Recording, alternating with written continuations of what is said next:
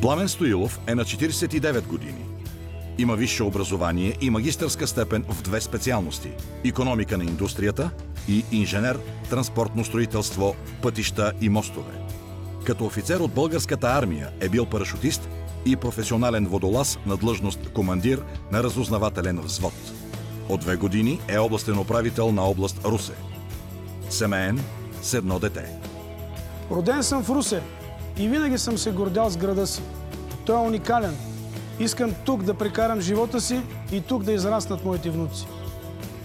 Като областен управител на Русе, Пламен Стоилов обновява екипа на администрацията и изкоренява възможностите за корупция.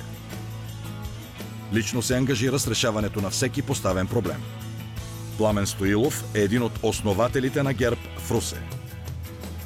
ГЕРБ доказа, че промяната е възможна. Само ГЕРБ може да завърши прехода в България. Ще работя за съживяване на икономиката и по-добра бизнес среда в Русе. С помощта на държавата ще положа всички усилия за привличане и оптималното реализиране на европейските пари. Ще дам всичко от себе си Русе да бъде културната столица на страната ни. Нека възродим Русе!